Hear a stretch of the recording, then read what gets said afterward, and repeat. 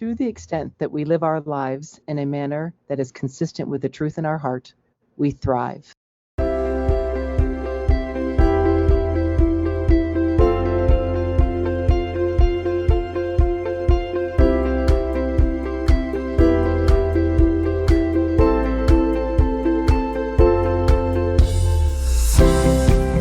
Welcome to the Meyer Clinics podcast, and you just heard a quote from one of your hosts, Dr. Lisa Day. Join our licensed clinical professionals from various backgrounds as they discuss fascinating mental health topics with a wide range of guests. Meyer Clinics is a Christian counseling organization with multiple clinics nationwide dedicated to treating the whole person, emotionally, physically, and spiritually.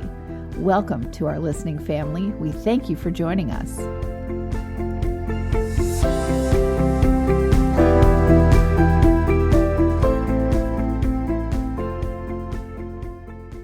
Dr. Paul, I'm so glad that Chaz, my wonderful executive producer and my friend, introduced me to you. And thank you for coming on the show.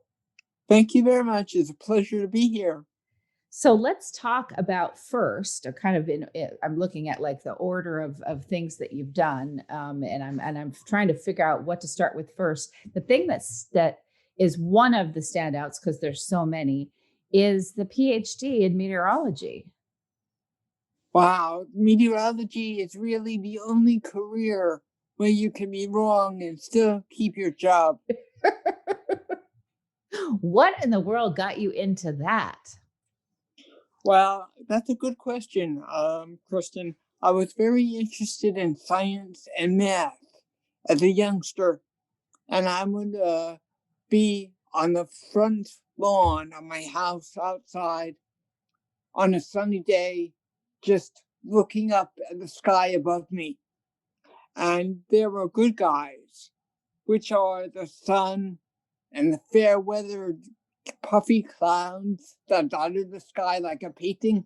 And there were bad guys, the thunderstorms and tornadoes that you want to rush indoors and be out of the weather. So it was a good guy, bad guy movie that was constantly playing above me. And I was fascinated by that. So I became interested in meteorology and in high school. And I eventually earned my PhD in meteorology. So I'm pretty excited about the weather. And it controls all of our lives. Absolutely. It's how fast we drive outside, how fast we walk, what kind of clothes we wear, whether we have our windshield wipers on. So that meteorology is really dominant over all of our lives. Absolutely. So I've had the chance to speak to you just one-on-one. And what I found fascinating was how you got started doing public speaking and what role your mom played and also how old you were. So can you talk about those things? Sure can. I was 10 years old in fourth grade. And my mom, she was a social worker in schools, 2 different schools. And she worked with troubled adolescents, trying to incorporate them or mainstream them into regular classrooms.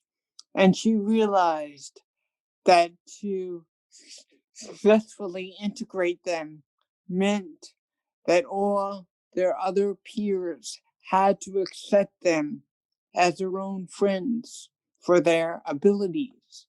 So my mom created a handicapped awareness program and invited me as a guest speaker. This was 1981. I was 10 years old, and I was very reluctant to speak in front of an audience I did not know. I thought they would tease me more than I would get teased in my own school. But all the students knew my mom because she worked at the school as a social worker. So when I went to school, everybody seemed to know me already. And And that's how I got started speaking when I was 10 years old. I wasn't very good at it, but the more time I practiced, the better I became at it.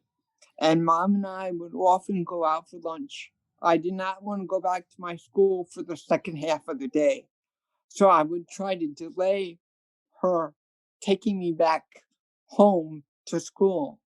So we would go out for lunch, and I would always ask her, Mom, how can I make my assembly better? What do you do? What do you suggest I do to improve it? And that's not a question to ask your mother.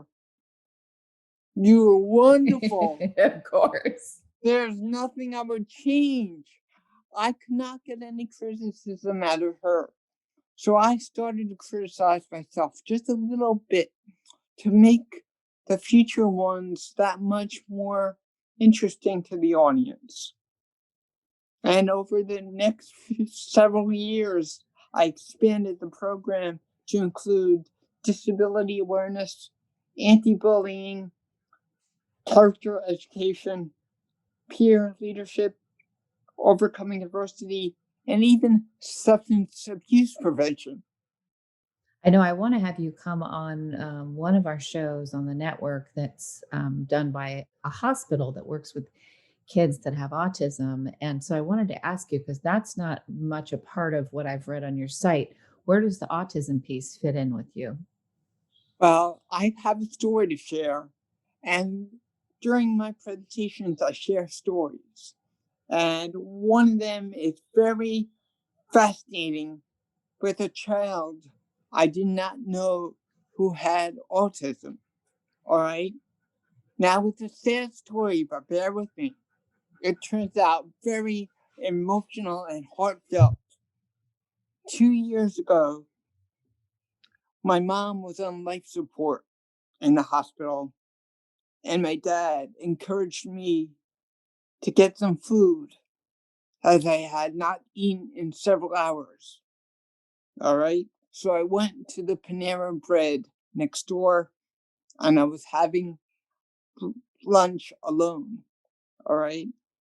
At the time, my friend Yelena came in to the cafe with her two young sons. Her younger son, Zach, I'll call him Zach. He was about 6 years old. He walked up to me smiling. He walked up to my table smiling. All right. And it was so difficult for me to smile back. But I was proud to maintain my composure and not burst into tears. What Zach did was touch my arm very lightly, and it caused him to jump back like he was startled for some reason. And his expression changed from a smile to pure happiness, euphoria on his face. It was like an expression of pure happiness.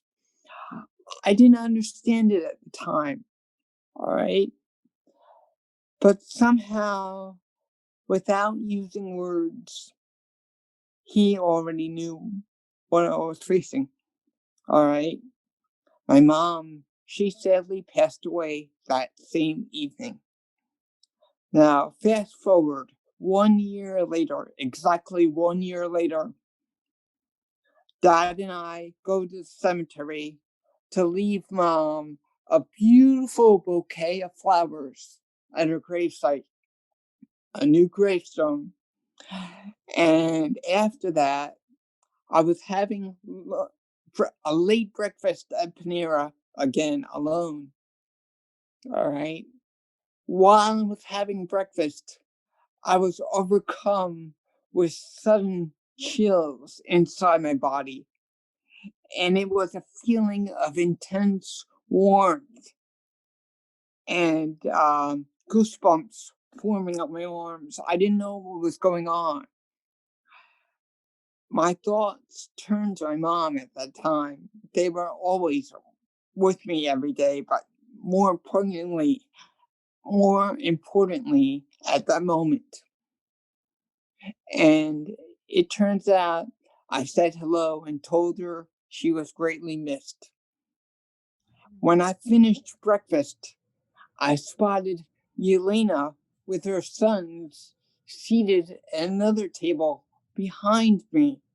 So I was excited to see them.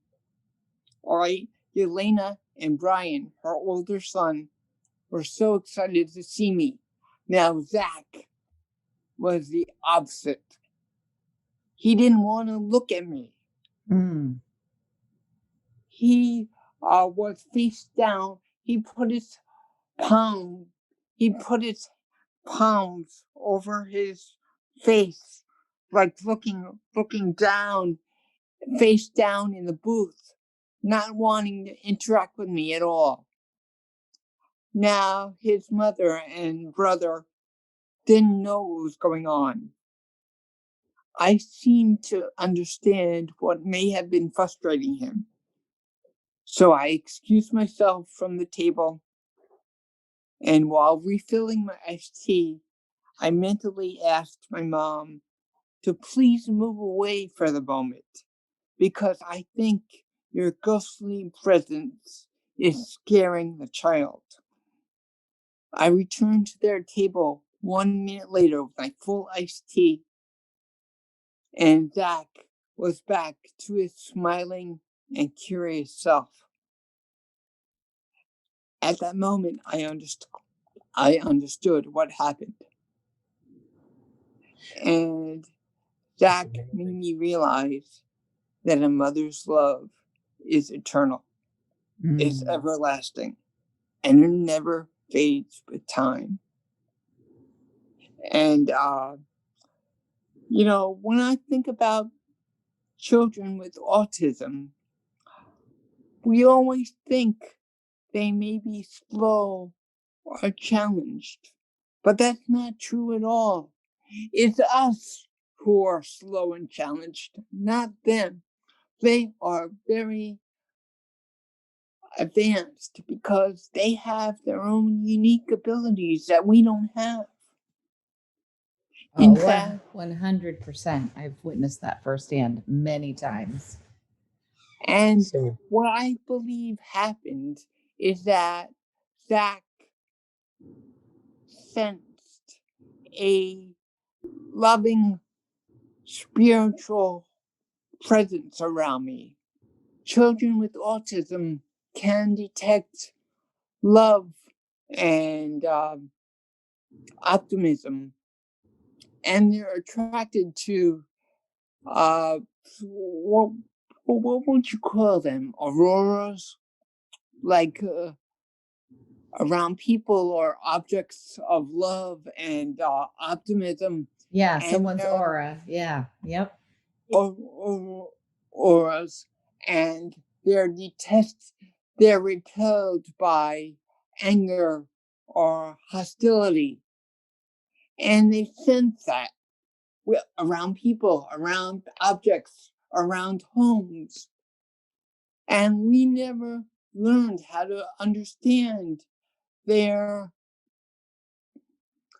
way they communicate. It's another unique aspect, because Zach looked me directly in the eyes for 15 seconds when I was having lunch.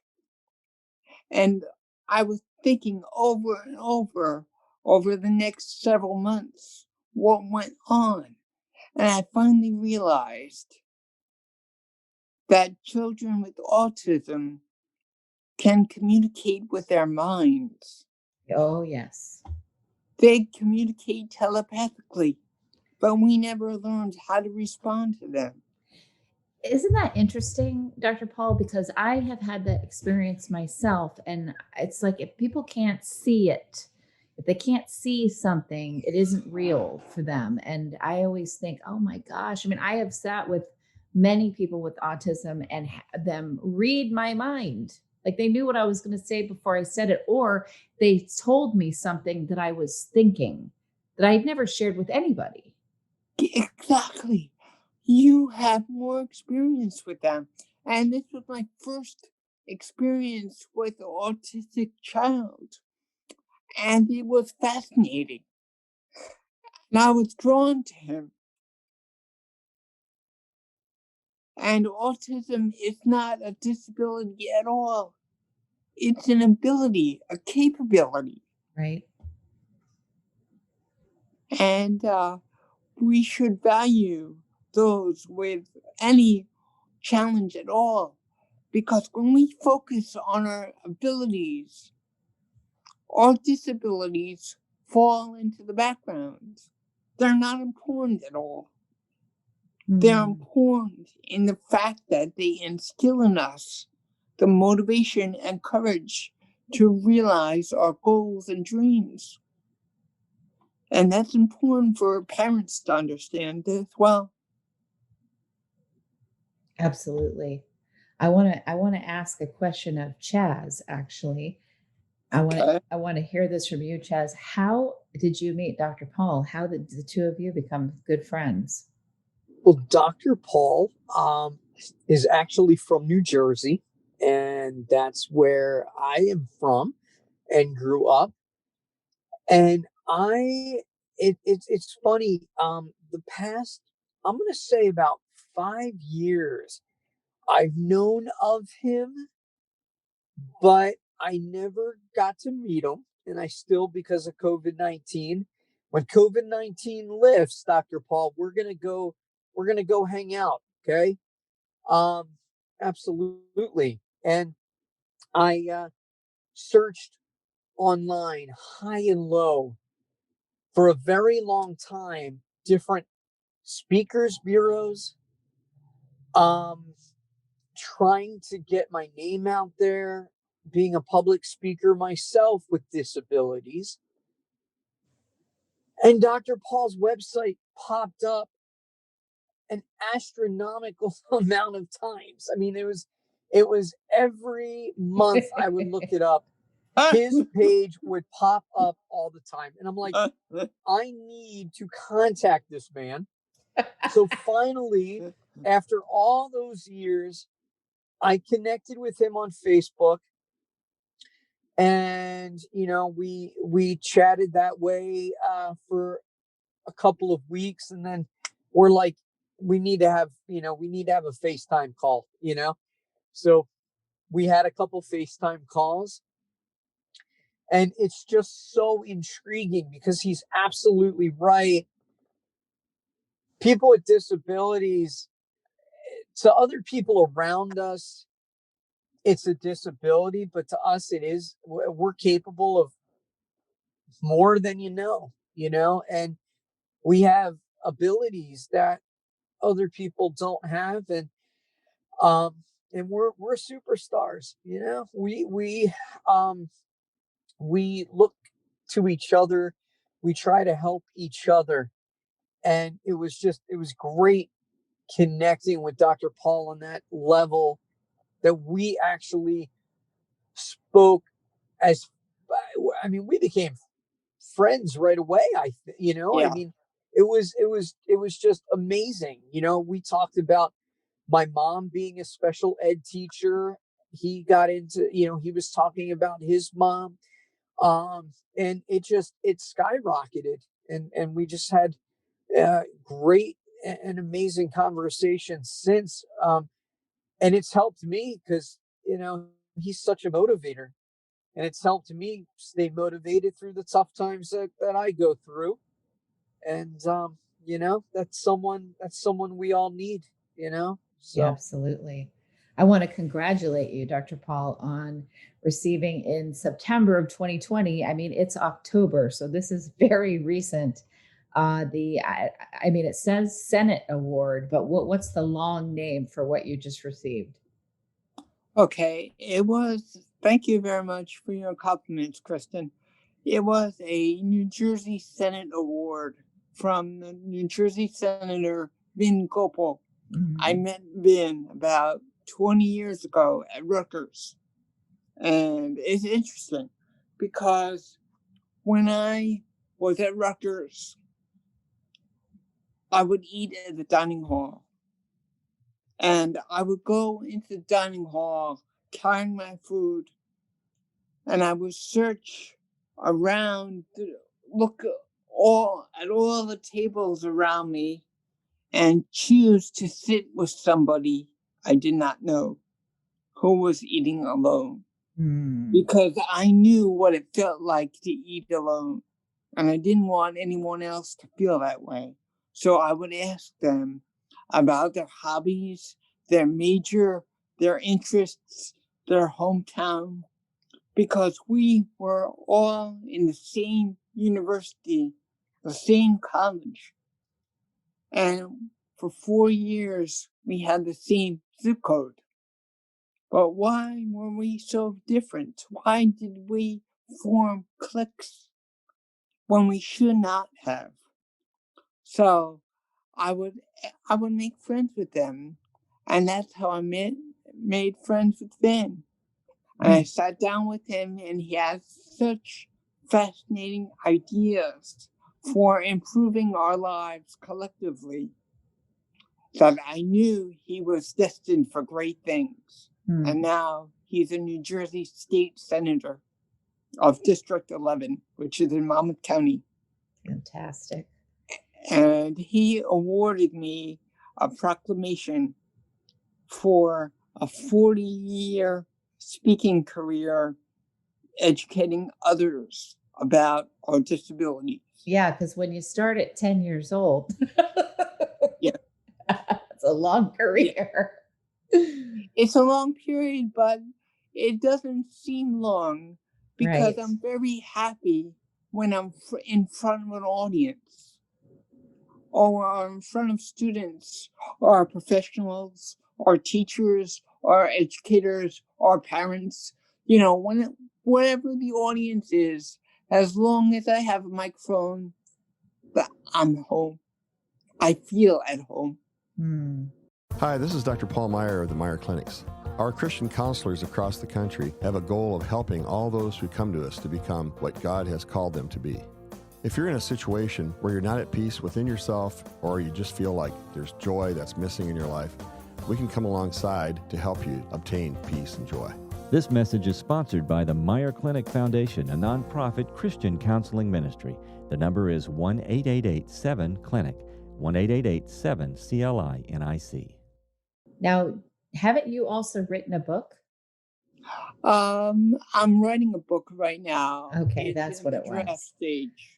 Okay. I mean, there's no limit to what you have been able to do. So the whole I can't do anything because I have a disability, you've squashed that times 1,000.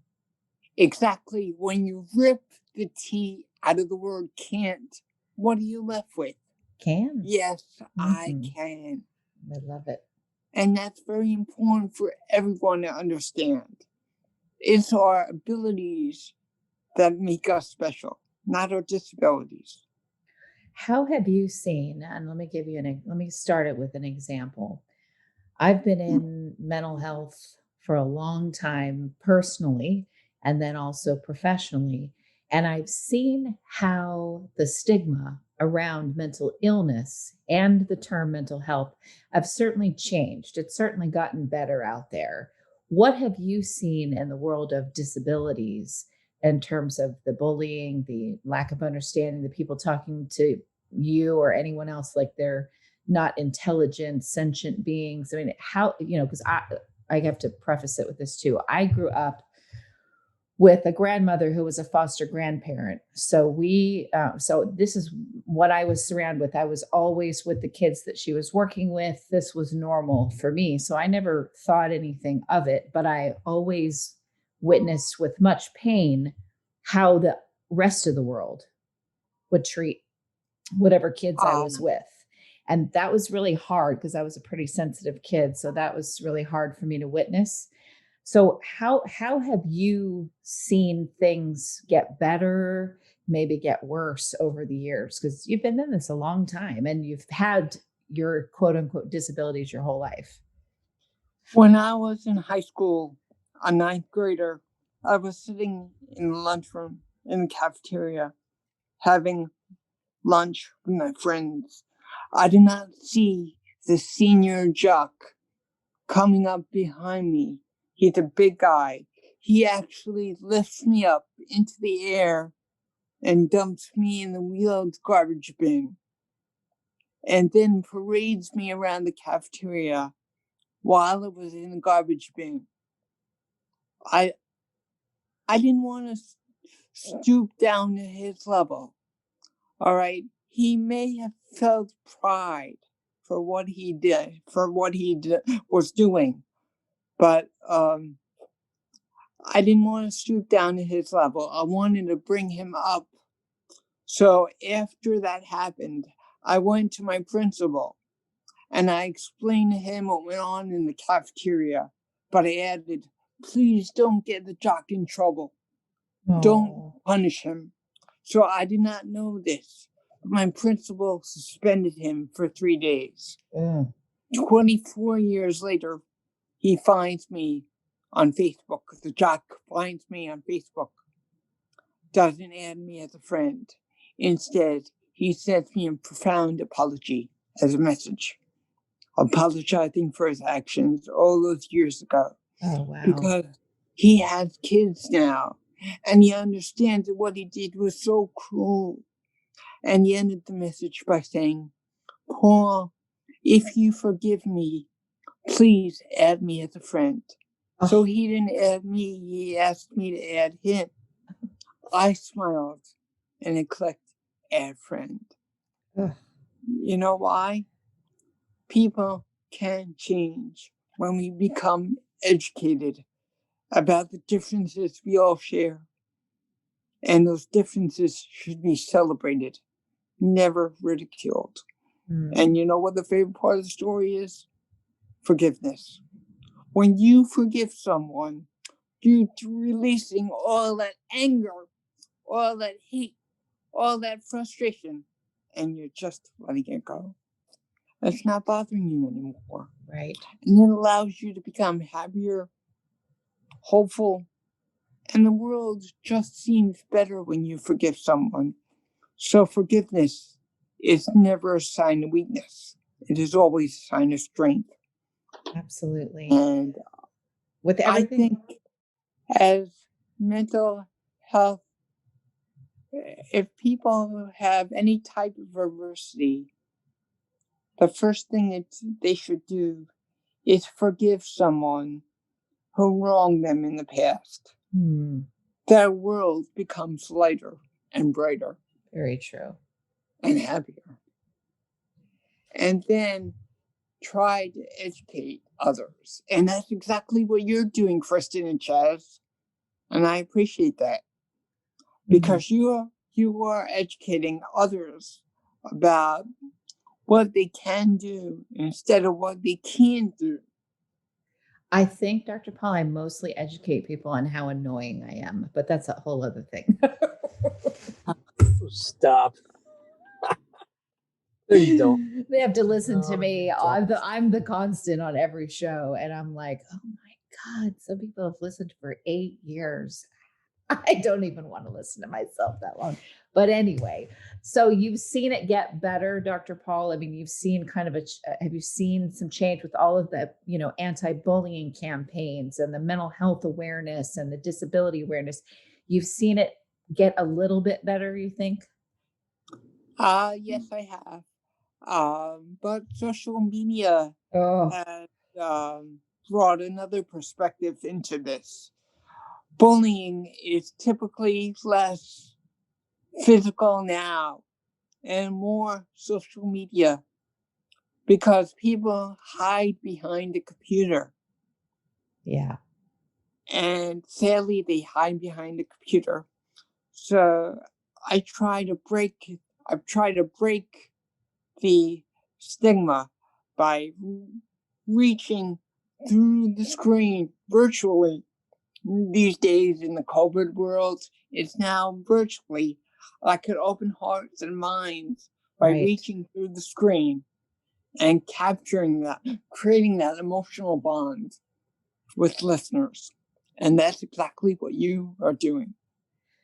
Yeah, that's what we're all trying to do. I mean, it's amazing. Life would not be how much I enjoy it if I wasn't doing exactly this, Did I mention that I have cerebral palsy? I was following the instructions of let's talk about all the things that you do. And then we'll go, and don't ever say that you can't do anything, because now listen to Dr. Paul talk about cerebral palsy. Yeah, well, that's important.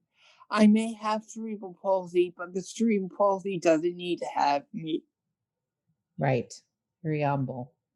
So in education around things like cerebral palsy, because again, my friends were kids that had things like cerebral palsy. So I didn't think anything of it, but it was the world's reaction to it that was so shocking. So when you break a lot of doors down when you just show up and speak, because that takes some guts. And I'm sure when you're there, in fact, I know when you're there and you're speaking, any other kid that's there that themselves have cerebral palsy, or a sibling or a friend, you're just opening the minds of so many people. So do you still you're welcome. Do you still get that kind of rush when you go up on stage and you do a talk and you see when they get it?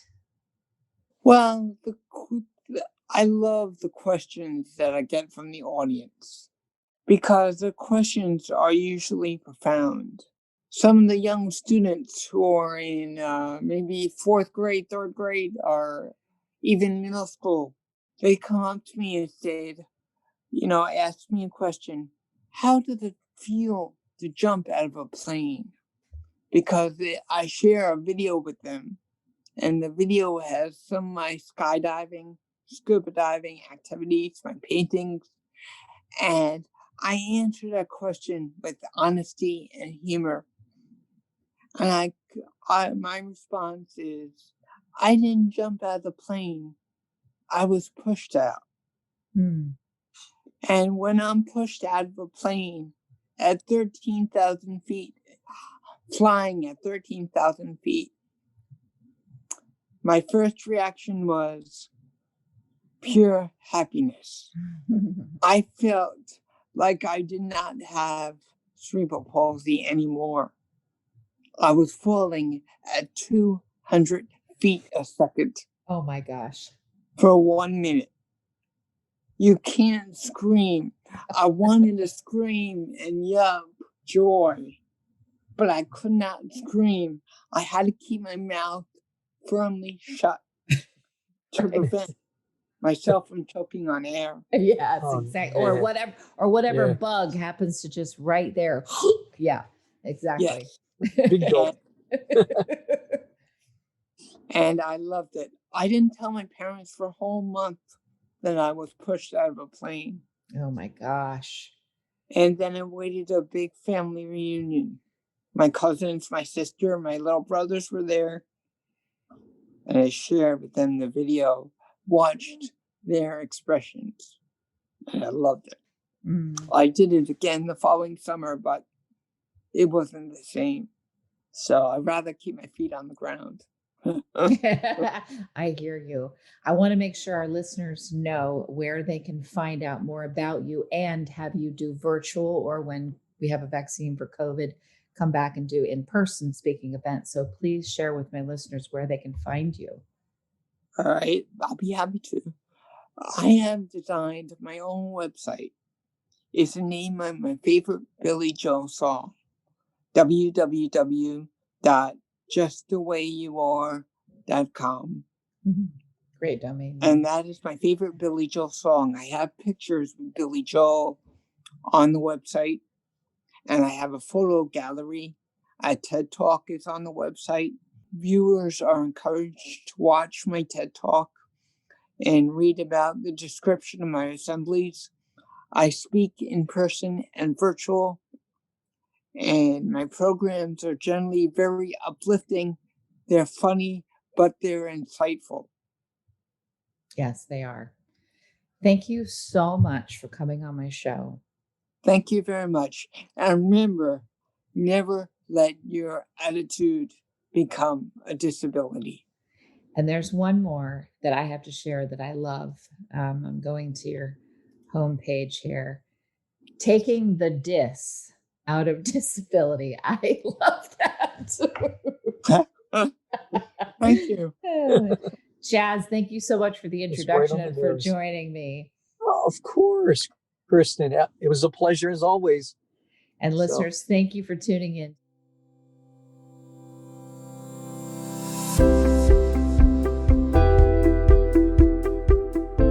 We hope you enjoyed this podcast. Tune in next time for another engaging discussion on relevant mental health topics. If you have any questions about Meyer Clinics, please visit our website at meyerclinics.com. That's MEIER clinics.com, or call us at 888-7-CLINIC. Don't forget to leave us a review on iTunes, Stitcher, or any of your favorite podcast apps. And please note that we are a member of and produced by Mental Health News Radio Network, MHNRnetwork.com.